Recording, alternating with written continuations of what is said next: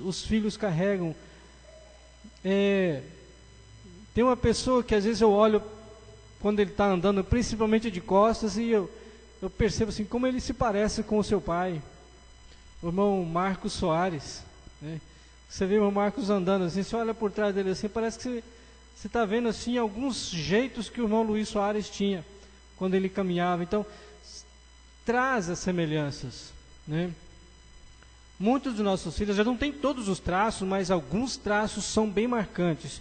E é assim que o Senhor também deseja de nós. E nós vamos falar hoje sobre a prática da confiança. A prática da confiança. Já aprendemos como conhecer a Deus através da sua palavra. Já aprendemos como falar com Deus e como ter relacionamento com o Senhor através da oração.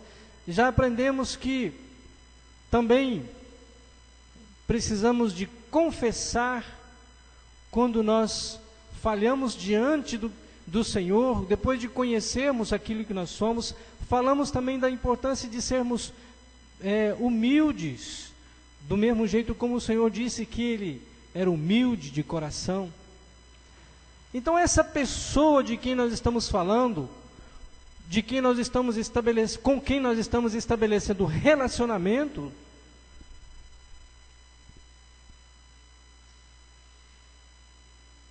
precisa de estabelecer em nós um sentimento de confiança ou não. Se conhecermos a Deus e a seu Filho Jesus Cristo, conhecemos a sua palavra, e então nós já podemos decidir se no Senhor nós podemos e devemos confiar. Então daí a pergunta, né? Quem é o Deus, o Senhor que nós servimos? Quem é esta pessoa com quem, de quem nós nos aproximamos para pedir a sua ajuda? Quem é esta pessoa que nós conhecemos pela palavra de Deus, que teve tão grande amor para dar o seu filho, se entregar ao seu filho, deixar que seu filho morra numa cruz, não apenas como um ato heróico, mas morrer por causa de nós. Nós ouvimos muito falar isso, estabelecemos então um elo de amizade, de ligação e de confiança. Como que é essa confiança que podemos ter? Vamos ler Salmo 56, versículo 4. Salmo 56, versículo 4.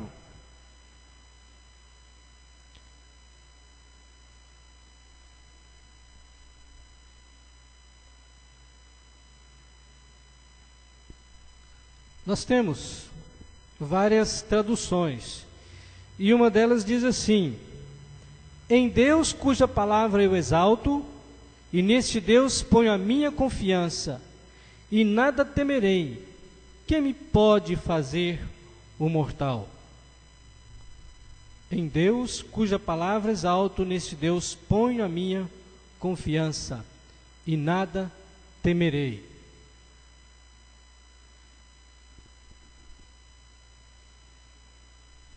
Nós vamos ler também no livro de Hebreus, capítulo 11, versículo 8 a 12. Eu gostaria de contar com a participação agora dos irmãos. Hebreus, capítulo 11, versículo 8 a 12. Aliás, eu quero contar com a participação dos irmãos durante todo esse tempo que nós vamos estudar. O primeiro versículo de Hebreus 11, 8. Pela fé, Abraão, quando chamado, obedeceu, a fim de ir para o lugar que devia receber por herança, e partiu sem saber aonde ia. Próximo que ler bem forte.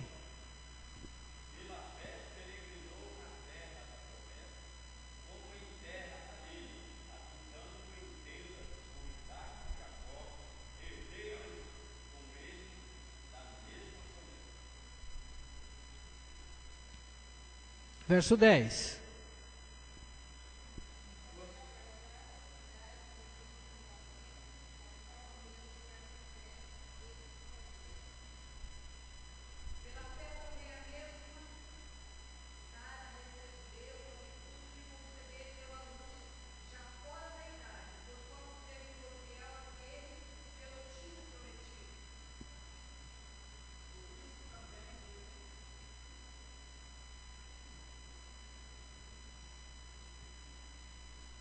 Verso 12.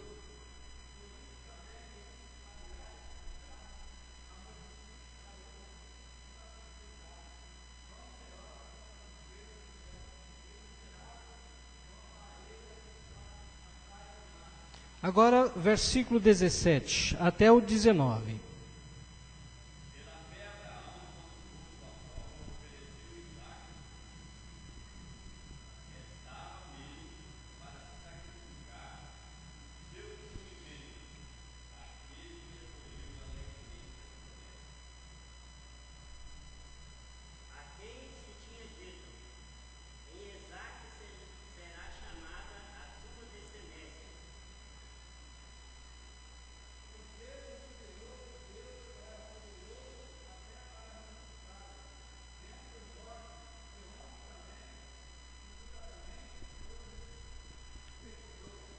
Certo, muito bem.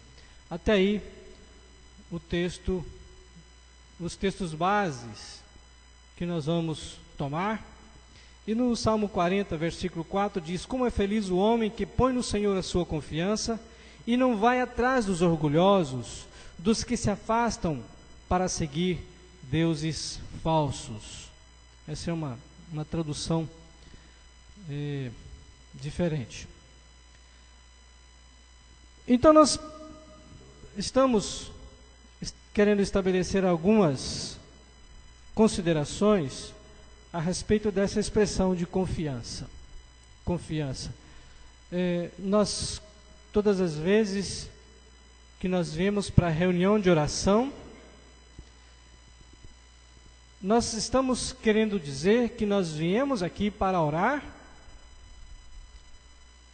E estamos dizendo também que nós vamos orar a Deus, esperando que Ele vai atender as nossas orações. E todas as vezes que nós mesmos, no nosso quarto, ou como nós aprendemos que podemos orar em todo lugar e em todo tempo, também, quando nós fazemos isso, concluímos que nós estamos confiando de que o Senhor está atento às minhas orações. Por que que eu oro?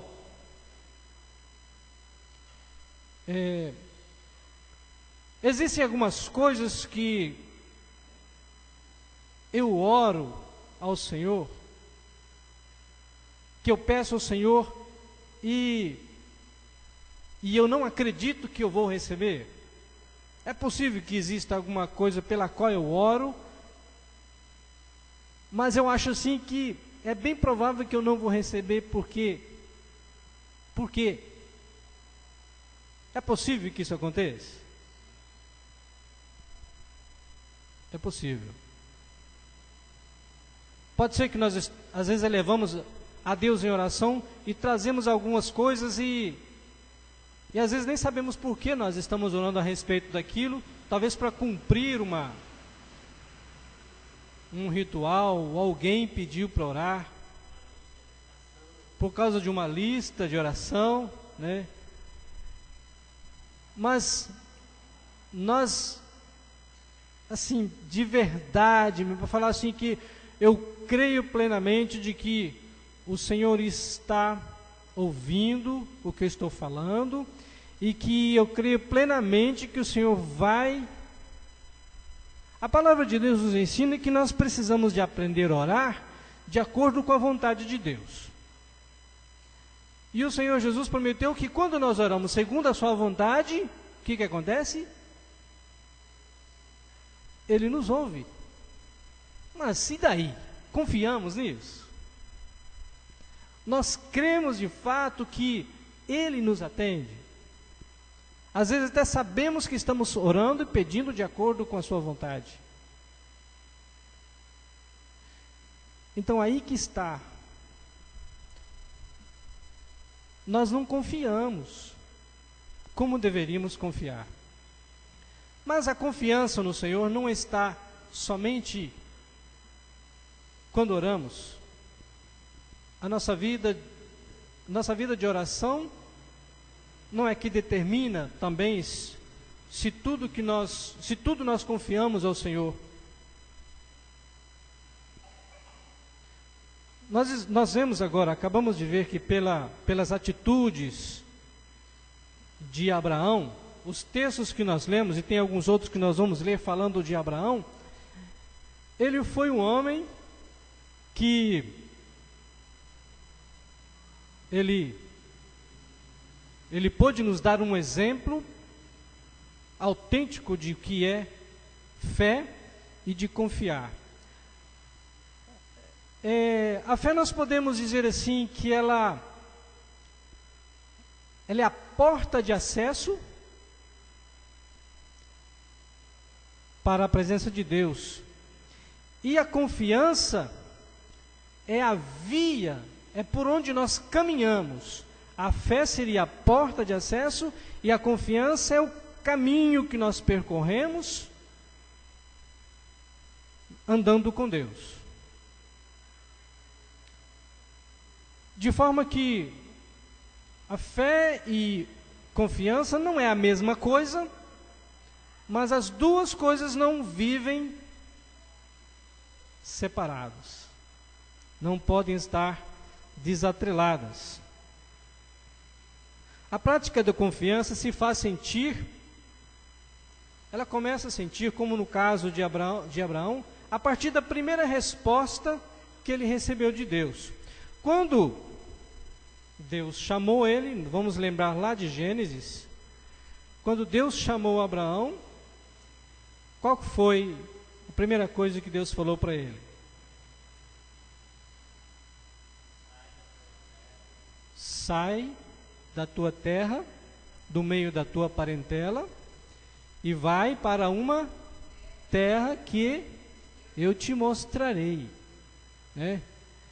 E daí, quando o Senhor disse isso, ele pegou, foi lá no lugar onde tinha uma planície, um lugar que tinha uma areia, não vamos falar em mapa, porque não tinha papel ainda, mas foi lá na areia, ele arriscou um mapa para Abraão e falou, vai ser assim, desse jeito que você vai andar. É por aqui que você vai passar, lá tantos quilômetros você vai encontrar. Foi assim. Não. Para uma terra que eu te mostrarei.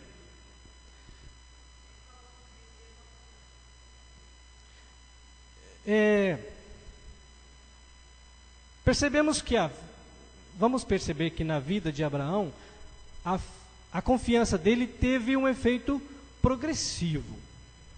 Deus foi aumentando a confiança na vida de Abraão à medida que ele ia tendo experiências com Deus. Ele foi apertando mais à medida que ele passava em cada resposta que ele recebia de Deus, cada aprovação que ele tinha de Deus, Deus colocava mais argumentos para que ele confiasse mais. Foi assim, primeiro foi essa, ele sai da tua terra, do meio da tua parentela, e vai para uma terra que eu te mostrarei. Ele saiu. O fato de Abraão ter saído da sua terra e ido para uma terra desconhecida, aliás, nem sabia para onde que era essa terra, que terra que era essa, ele não falou para onde que era, vai para uma terra que eu te mostrarei. Lá, ele saiu. Ele demonstrou então a total confiança de que Deus estaria realmente levando ele para uma terra onde ele ia ser tomar posse. O que o que Abraão demonstrou ali? O que Abraão demonstrou ali, irmão Luiz? Confiança. Será que ele não ficou nem um pouquinho com medo? Falou, mas se Deus aí, querendo que eu saia daqui da minha casa e indo para uma terra, será que lá não tem muitos inimigos, lá não tem pessoas assim, gigantes, ou lá não tem um lugar perigoso, é uma terra boa, será que dá para viver lá? E o meu gado? Ele não fez essas perguntas? A palavra não diz, só diz que ele saiu. Então nós percebemos também que a confiança não questiona.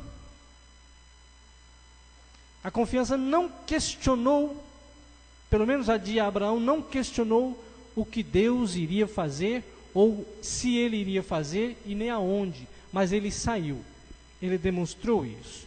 Então nós vamos perceber, depois lá na frente, que Deus apertou mais um pouquinho e falou assim, você vai ser pai de uma grande nação. Epa! Abraão já estava com 100 anos, quando Deus falou isso para ele, e Sara com 90.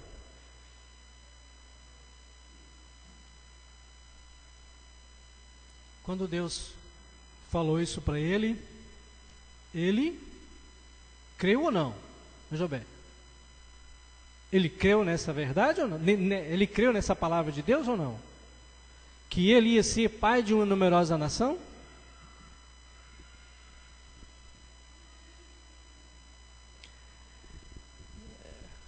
Ele questionou Deus, mas ele argumentou, eu sou um homem de 100 anos, minha mulher é de 90. Com isso ele estava duvidando de Deus?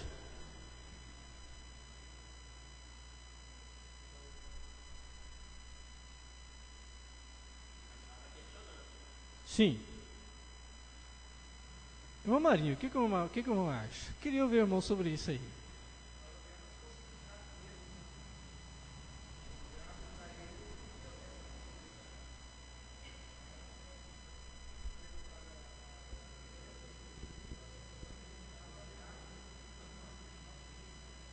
É.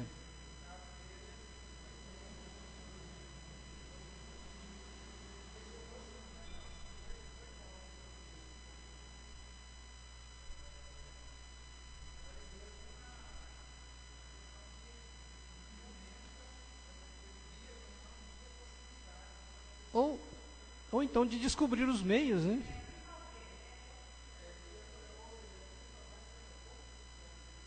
Isso.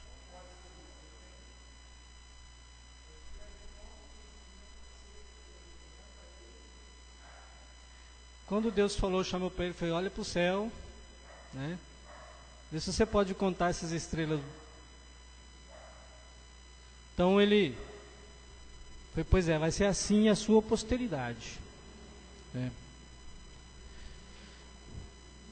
E uma coisa que ele falou, uma coisa que ficou bem notório depois, é que Abraão, por ser avançado na idade, ele fez referência a que o seu corpo já não tinha mais habilidade para ter filhos. Ele falou sobre um corpo amortecido. E também sua esposa, pela idade, já não tinha mais condições fisicamente de ter filhos, né? Eu creio que Abraão achou muito interessante isso, até se riu, e Sara riu, só que os dois risos foram um pouco diferentes, né? Abraão se alegrou muito de saber dessa notícia, e isso trouxe para ele realmente uma prova, eu vou ser pai de uma grande nação. Depois, Deus disse para ele que não seria através do seu filho Ismael, mas seria um filho que ele teria com a Sara. Daí Deus ia fazer a sua posteridade, em que ele ia colocar o seu nome. Mas depois de 40 anos, Aí o Senhor chega para ele e fala assim: pois é, o teu filho, né? Depois de um ano ele nasceu, tal, cresceu.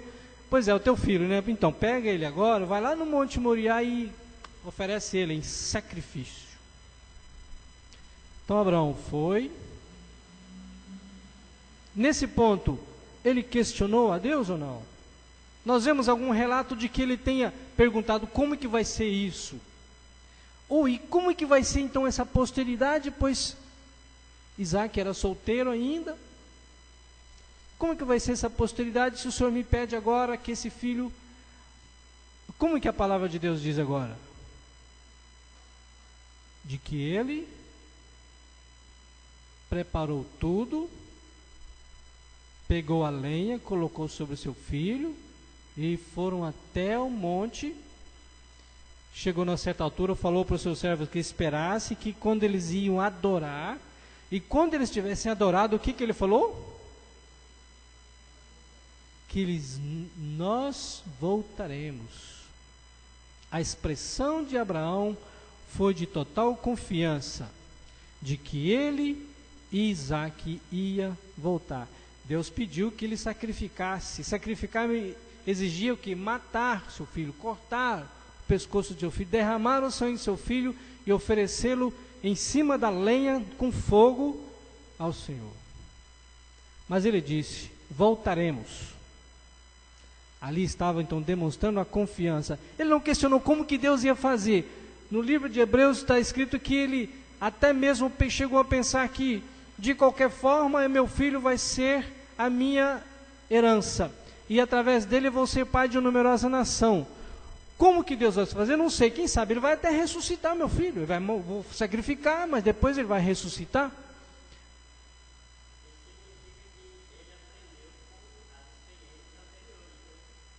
Tudo que ele já tinha vivido antes marcaram sua vida fortemente, e ele não tinha o que? Motivos para duvidar.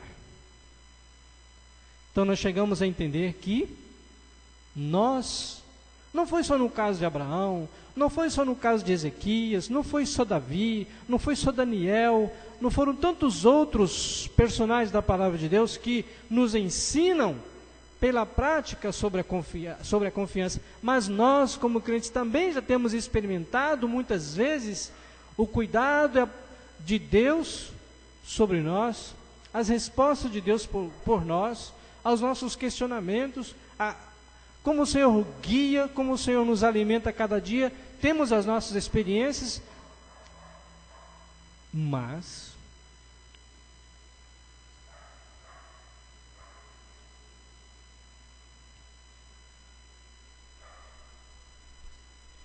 então, quais são os feitos de Abraão baseados na sua confiança em Deus? Ele, sendo chamado, obedeceu.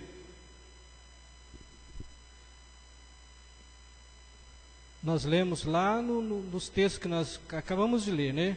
É que nós vemos essas respostas. Que ele, sendo chamado, obedeceu. Depois, ele habitou na terra da promessa. E lá ele teve, acho que eu não coloquei lá, mas ele creu na promessa da terra, mas essa segunda expressão seria de crer no fato de que ele teria uma posteridade. E depois também, ele ofereceu o sacrifício de Isaac, quando Deus pediu essa prova dele. Muito bem, com base nessas respostas,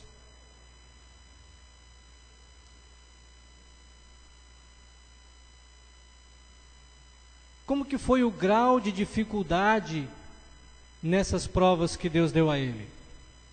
Nós já até comentamos sobre isso, que ele saiu de uma terra estranha, foi o primeiro teste de confiança. O fato dele sair, ele mostrou a sua confiança em Deus. Depois lá ele creu na promessa de ser pai de uma numerosa nação, ambos idosos. Olha só de onde que Deus tira resultados. Do nada. do impossível. Certamente Sara e Abraão julgaram ser impossível terem filhos, mas o fato de crerem fizeram deles pais, e através desse seu filho, Deus estabeleceu uma grande nação que nós temos até hoje, que é Israel. E depois, o grau maior da sua confiança, que ele provou sua confiança no Senhor, foi o fato de ir oferecer o seu filho Isaque no Monte Moriá.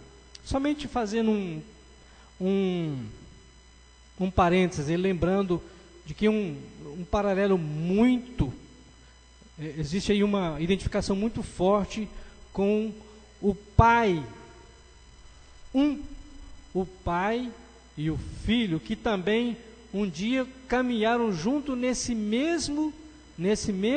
mesma montanha, seguindo para o mesmo alto, levando o filho também sobre si a madeira do sacrifício. E lá no alto desse monte, ele foi oferecido por Deus. E lá nesse monte, este mesmo filho entregou a sua vida por nós. Mas voltando agora ao nosso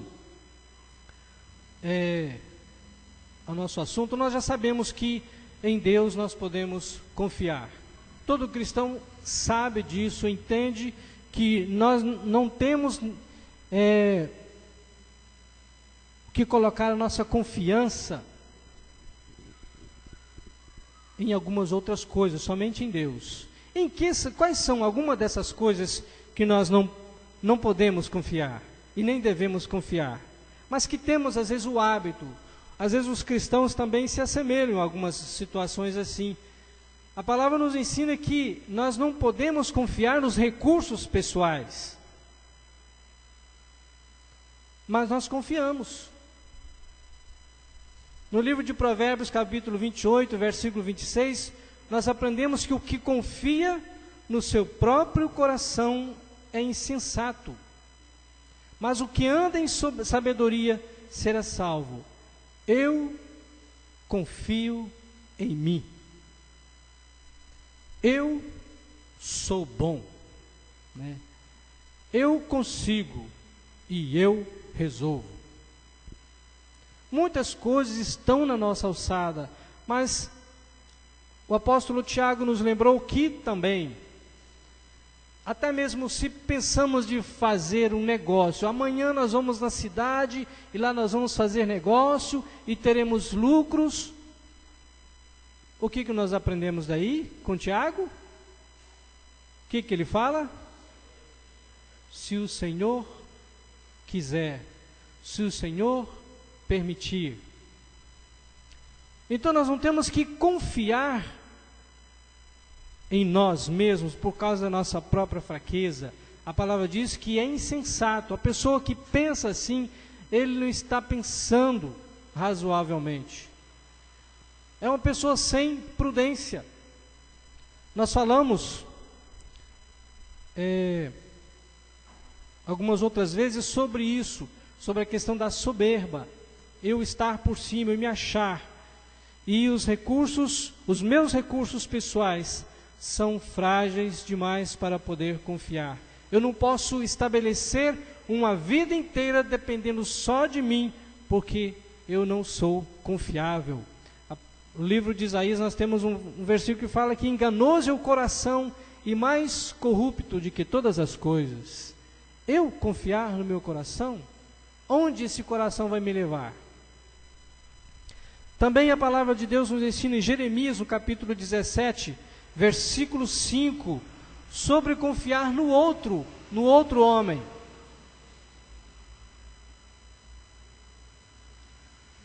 Assim diz o Senhor: maldito o homem que confia no homem e faz da carne o seu braço e aparta o seu coração do Senhor.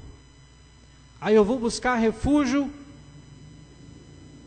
no meu amigo porque ele é muito bom? Ou eu vou confiar de todas as formas que nós colocarmos a nossa confiança em alguém? Esse alguém pode nos decepcionar. Esse alguém pode fracassar. Esse alguém pode nos enganar. E nós não seremos nem um pouco abençoados. A palavra aqui diz que maldito é o homem que confia no homem. Porque a sua confiança pode chegar a tal ponto de se esquecer do Senhor. E nesta questão,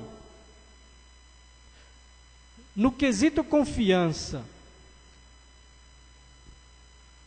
Deus quer que nós o tenhamos apenas, que o tenhamos como o único digno de toda a nossa confiança. Então, confiar em outras pessoas podem nos decepcionar. Quer dizer, nós vamos sofrer decepções. O maldito aqui é exatamente porque nós vamos sofrer decepções. Nós não vamos ser abençoados ter o outro semelhante como o nosso braço forte. Quantas decepções nós já temos pela vida, marcadas pela nossa confiança nas pessoas.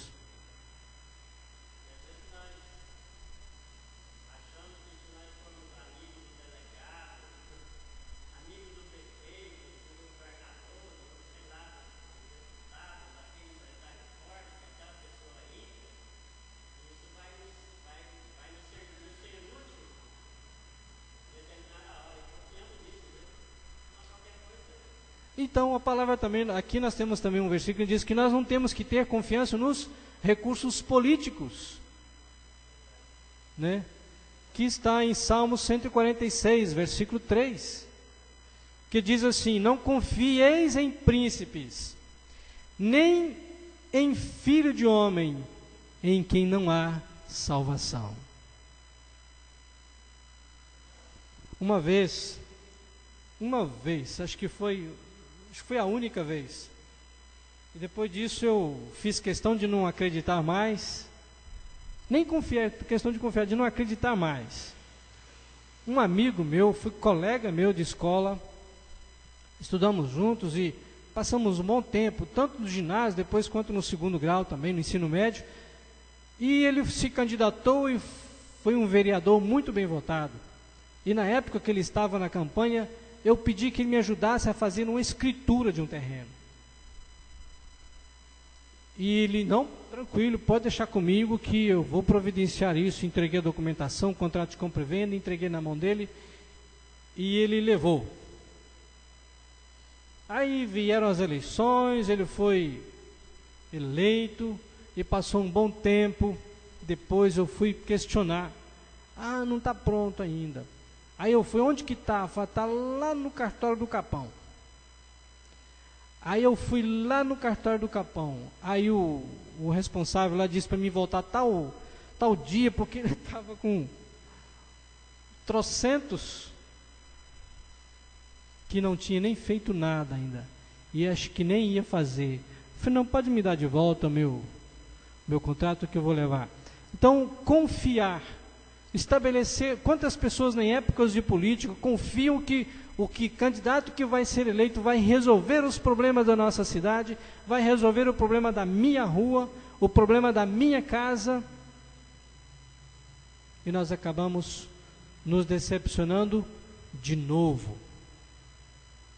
E nós muitas vezes vivemos nossos dias com total dependência daquelas pessoas. E eu vou falar aqui com uma certa liberdade. Eu vou até falar com o irmão Marçal, porque ele é um irmão que é um policial, e ele sabe que esse é um meio muito exigido da sociedade. A polícia tem sido muito buscada ultimamente por toda a sociedade. Lá dentro tem homens muito bons, muito sérios, pessoas que procuram levar a sério o seu trabalho. Mas também tem homens que não dá para confiar, não, irmão Marçal? Tem homens que estão lá dentro do lado do inimigo, do nosso inimigo. pessoas a quem buscamos para resolver nossos problemas, e nós confiamos de que essa justiça, aí já não é nem questão dos policiais, mas os juízes, os advogados. Às vezes você pensa que você tem um juiz a seu favor, ele está contra você. Você pensa que um advogado seu está ali para te ajudar, mas de repente ele está trabalhando para o outro lado também. Você nunca sabe. Estabelecer a nossa confiança nas pessoas, no poder público, no político, ou nos recursos políticos, também é puro engano. A palavra de Deus nos orienta que nós não devemos confiar no poder político, porque também ele é falso. Ele pode nos trazer, pode nos orientar, nos ajudar, mas também... Mas muita gente confia, sabe em quê? Ele confia na mentira. Sabia disso, que muita gente confia. Ele acredita que a própria mentira vai ajudá-lo a sair de circunstâncias, vai livrá-lo de situações assim complicadas, ou vai dar lucros. Quem sabe ele mentindo, ele vai ter grandes vantagens. Ou então ele acredita facilmente na mentira de outros. Jeremias capítulo 7, verso 8 diz que: eis que vós confiais em palavras falsas, que para nada vos aproveitam. Então o cristão, ele vai ter, se ele estiver em conformidade com tudo o que ele já tem aprendido até agora, num período na sua vida de devoção, ele vai ter discernimento para entender onde estão aquelas coisas que vão atrapalhar a sua vida, e onde é que ele pode confiar, onde que ele pode buscar a certeza da solução de seus problemas. Primeiramente, acima de todas as coisas, ele vai entender e aprender que ele deve confiar tão somente no Senhor. Nós também temos em Provérbios capítulo 11, versículo 28, os recursos seculares, que são os bens. Como nós achamos que os nossos bens vão ajudar-nos na nossa vida. Quando nós achamos assim, se eu tivesse, se eu ganhasse 2 milhões de reais, minha vida estava resolvida, eu não teria problemas. Quantas vezes você passa na rua e num dia que, digamos aí, a Mega Sena está acumulada, ou qualquer um desses jogos, desses sorteios está acumulado, então que tem lá 20 milhões de reais sendo sorteado naquela quarta-feira, ou naquele sábado, ou 50 milhões, já teve caso aí, agora já começou a Mega Sena da virada, que é de 180 milhões de reais para o final do ano. E quanta gente vai lá e passa horas e horas na fila, fazendo, ainda uso uma expressão, fezinha, né? Uso essa expressão, fazendo, acreditando que ele poderá pegar pelo menos um pouco daqueles 180 milhões. Eu não preciso de ganhar sozinho, eu quero ganhar com 100, 200, 500 pessoas, mas pelo menos 1 milhão que sobrar para mim. Ele acredita, ele fica na fila, ele fica um tempão lá para fazer, porque ele está acreditando que aquele dinheiro vai resolver a sua vida. Ele acredita muito que o dinheiro, os recursos do mundo, ele vai poder ter saúde, vai poder dar educação para os filhos, vai dar estabilidade para a família, vai ter dinheiro até para ajudar os irmãos na igreja. Estabelecer a confiança em recursos seculares. Vou poder colocar meu filho numa escola boa, porque na escola boa ele vai poder ir para a universidade, ele vai ser um bom médico, um bom doutor, ele vai se dar bem na vida. Confiança que essas coisas trazem e resolvem os problemas. Outros já confiam e já têm a sua segurança, a sua confiança. Qualquer coisa, vamos chamar as Forças Armadas, a polícia, e a polícia vem armada, ou então ele trata de se de se armar também, ele confia de que o seu revólver vai livrá-lo da morte, ele acredita piamente que ele faz a sua segurança. No texto anterior, no livro de Provérbios, capítulo 11, 28, diz: aquele que confia nas suas riquezas cairá, mas os justos reverdecerão como a folhagem. E no último, nos recursos bélicos, nós entendemos, nós aprendemos. Em Isaías 31, verso 1: ai dos que descem ao Egito e buscar recurso, a socorro, e se estribam em cavalos, e têm confianças em carros, porque são muitos, e nos cavaleiros, porque são poderosíssimos, e não atentam para o Santo de Israel, e não buscam o Senhor. Irmãos, nos dias que nós atravessamos, o máximo que nós podemos resolver, correndo atrás desse tipo de segurança, muitas vezes é repor alguns bens que nós perdemos quando nós fazemos seguro, né? Quando você tem um seguro de um carro, o máximo que você pode, mas livrá-lo do acidente você não pode. Muitas vezes você livrar de que a sua casa seja invadida, ou de que aconteça alguma coisa com a sua saúde, você não está livre. Todas essas coisas estão na segurança do Senhor. Por isso a nossa confiança tem que ser no Senhor. A nossa busca deve ser maior pela nossa fé, através da nossa fé, pela palavra que nos tem falado tanto do Senhor. É conhecer o caráter de Deus e saber que é nele que nós vamos confiar. O que nós podemos ganhar quando nós confiamos no Senhor? Qual que é o nosso galardão?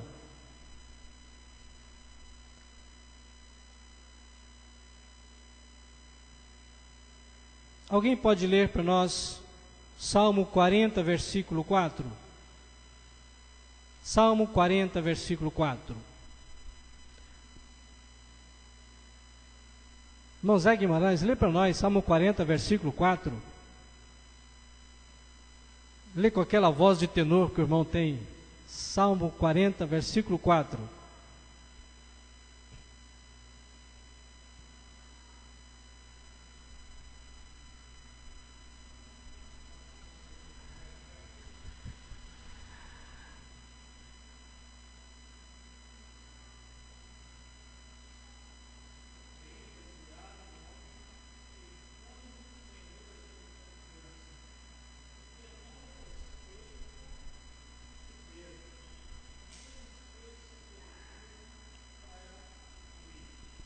Quando nós temos plena confiança no Senhor, nós podemos ter a felicidade. Podemos ser crentes felizes, porque, como diz o Salmo 40, bem-aventurado ou feliz o homem que põe no Senhor a sua confiança. Quando diz isso aqui, aqui não depende do que é que nós estamos passando naquele momento. Não depende de que tipo de saúde nós estamos vivendo, ou situação financeira, ou de falta, ou de bom trabalho, ou de pouco trabalho, ou de nenhum trabalho. Não depende disso, mas aqui diz que quando nós colocamos no Senhor a nossa confiança, somos felizes. Confiamos nisso? Nós confiamos de que colocar toda a nossa confiança no Senhor nos traz essa felicidade? Também nos traz paz. Quando nós colocamos a nossa confiança no Senhor, conforme Isaías capítulo 26, Isaías 26, versículo 3, irmão Creidson, pode ler para nós?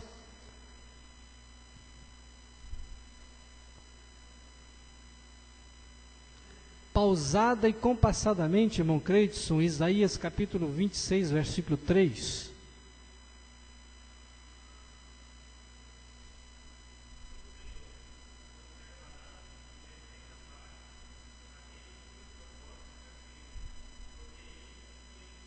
Porque confia em ti, o Senhor conservará em perfeita paz aquele cuja mente está firme no Senhor. Por falar em firmeza, estar firme no Senhor, é um outro benefício, um outro galardão que o crente tem por confiar no Senhor, conforme Salmo 125, irmão Luiz, 125, versículo 1. A confiança no Senhor nos traz firmeza.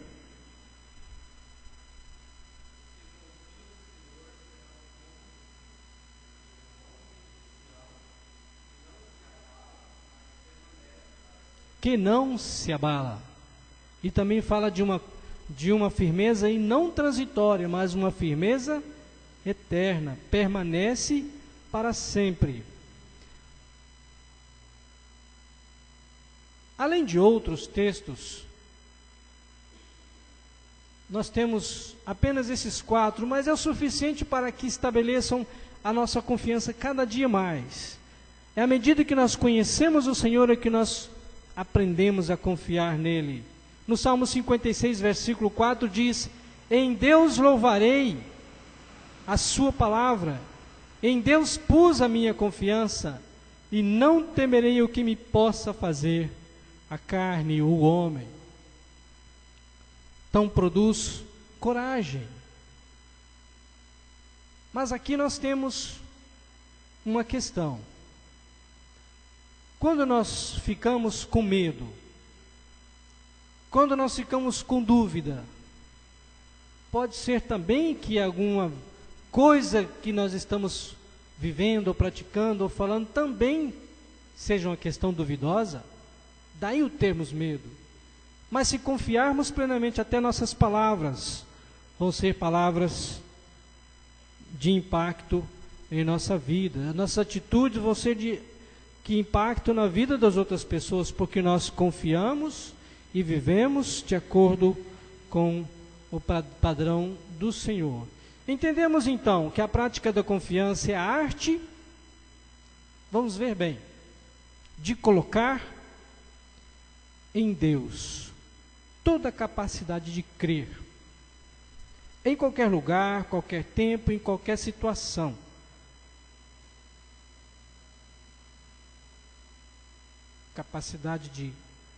Toda a capacidade de crer, em qualquer lugar, em qualquer tempo, em qualquer situação, mediante a negação da minha incredulidade e a afirmação da onipotência de Deus. Entender que o Senhor é onipotente, pode todas as coisas, e que eu sou fraco, que eu sou de menos, e a capacidade de amarrar-se a Deus e não nos problemas que podem tirar ou tolher a nossa alegria de viver. Muito bem, então nós vamos pensar, esse chamado de Abraão que aconteceu na terra de Moriá, quando Deus o pôs à prova, passaram-se talvez 40 anos. Nesse período, a confiança de Abraão cresceu, apesar dos seus erros. Ele teve por 2 vezes ele mentiu, dizendo que a sua mulher era sua irmã. Ele não estava mentindo pelo fato de dizer que era irmã, mas ele estava negando o fato de que era sua esposa. Eu disse que ele mentiu, mas não era bem isso. Ele escondeu a verdade. Então, foram suas falhas. Nesse momento ele deixou de confiar plenamente de que o Senhor estava controlando os seus passos, para proteger-se contra Faraó e contra Abimeleque. Mas a confiança no Senhor, ela deve se estabelecer, ela deve ser válida, principalmente nos momentos mais difíceis. Nós vemos no caso de Abraão lá, que a confiança foi mais exigida dele, não foi quando estava tudo tranquilo. Não foi quando estava tudo bem. A confiança dele plena no Senhor foi exigida quando ele foi passando por provas. Pelo menos é o destaque que a palavra de Deus nos dá. Porque nós podemos confiar no Senhor enquanto nós estamos recebendo muitas coisas, mas a nossa confiança deve estar firme no Senhor. É preciso confiar em Deus. Como diz no Salmo 23, verso 4, ainda que eu ande pelo vale da sombra da morte. O que ele disse, Davi?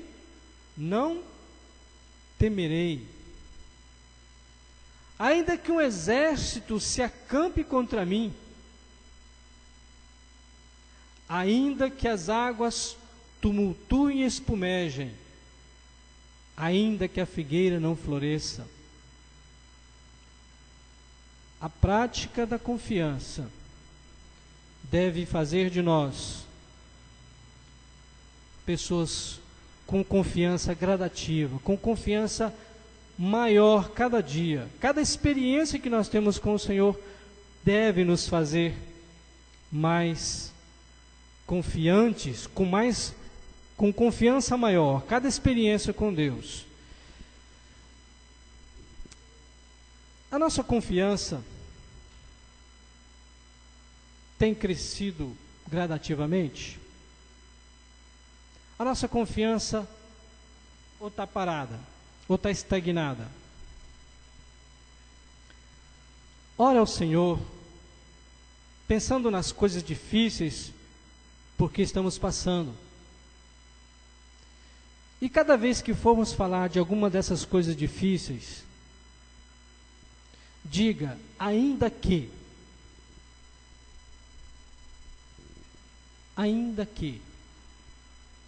e depois diga uma manifestação de confiança no Senhor. Ainda que a minha doença não me deixa dormir, ainda que meu trabalho tem pesado sobre mim, mas eu vou confiar todos os dias. Ainda que as dificuldades no meu relacionamento tenham me assolado, mas eu vou confiar de que o Senhor, confio de que o Senhor está me orientando, está me ajudando, de que o Senhor está comigo, que o Senhor vai me amparar, que o Senhor vai me sustentar. Termine com uma afirmação sincera de confiança em Deus.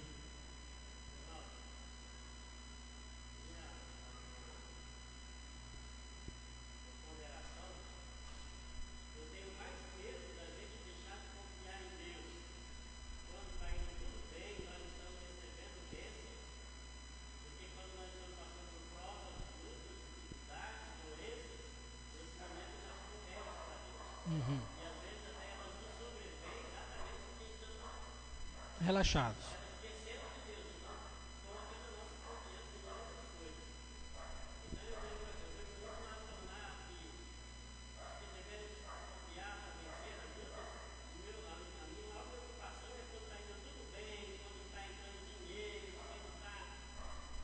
Boa saúde.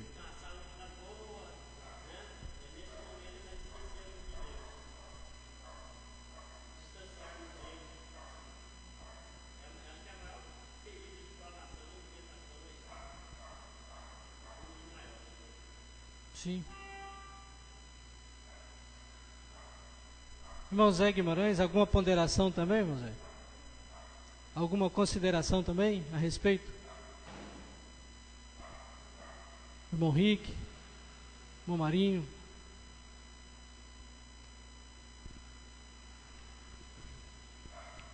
Para encerrarmos nossa meditação a respeito de práticas de confiança, Deus faz santas e fiéis promessas para que nos tornemos participantes da natureza divina, portanto não há lugar para o vazio. Foram coisas que irmãos disseram. O Deus que faz promessas não pode mentir, portanto não há lugar para desconfiança. O Deus que faz as promessas e que não pode mentir é extremamente dadivoso, portanto não há lugar para ansiedade. Confiar que Ele há de nos dar. E o Deus que faz promessas, que não pode mentir e que é extremamente dadivoso, tem todo o poder no céu, na terra, sobre tudo e todos. Portanto, não há lugar para o medo. Sabe, muitas vezes nós não temos plena confiança porque nós não temos plena intimidade e nem tampouco conhecemos o caráter do Senhor. Então vamos lá em algumas dicas que nós podemos ter para aprimorar nossa confiança no Senhor. 3 delas nós falamos nesse final de semana passado. 3 delas nós comentamos aqui também, já nas nossas práticas devocionais.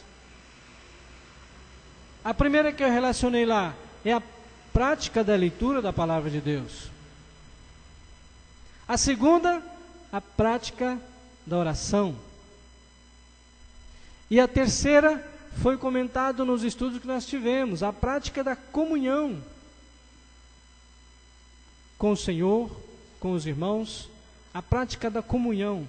Então a nossa confiança pode ser fortalecida através da Palavra de Deus, através da oração, através da comunhão, por meio de exemplos notáveis de crentes do passado, por meio de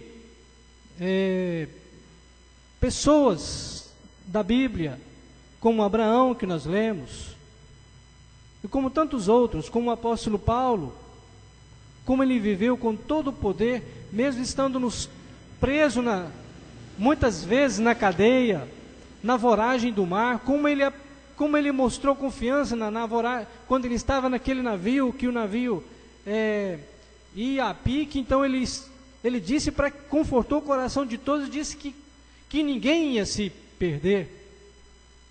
E o Senhor agiu poderosamente, ele também mostrou grande confiança. Então são exemplos da Bíblia também que nos podem fortalecer a confiança. E também por meio de nossa própria experiência. Podemos também, com a nossa experiência, sermos fortalecidos. Aquilo que nós já temos vivido, aquilo que o Senhor já tem feito em nós, por nós, como o Senhor já tem feito maravilhas em nossa vida, também nós podemos tirar como lição e como ensino para fortalecer a nossa fé e a nossa confiança no Senhor. Talvez teremos mais 2 práticas ainda que gostaria de estudar com os irmãos. Quero contar desde já com a oração dos irmãos a esse respeito, no preparo dessas lições. Tenho orado ao Senhor para que essas lições estejam um impacto muito forte também na minha vida. Desejo muito crescer com essas lições. Muitas dessas lições são coisas tão simples e tão, vamos dizer assim, são coisas tão do dia a dia que nós sabemos, mas que nós não praticamos. Exatamente essas coisas que são tão simples e corriqueiras no nosso dia a dia, que nós não praticamos, é que nós não crescemos, é que faz a nossa vida ficar uma vida até cristã, muitas vezes monótona, uma vida cristã sem resultados. Mas não é para isso que nós estamos aqui. Eu creio que muitos dos irmãos, todos os irmãos que estão aqui, é porque têm o desejo realmente de serem crentes diferentes do que são hoje. Eu também. E desejo muito, cada dia crescer. E quero que os irmãos, na companhia dos irmãos, na comunhão dos irmãos, eu possa continuar crescendo também. Desejo muito que os irmãos continuem crescendo através dessas práticas tão pronunciadas por nós, mas poucas vezes nós praticamos com verdade. Que Deus nos ajude e nos abençoe. Amém.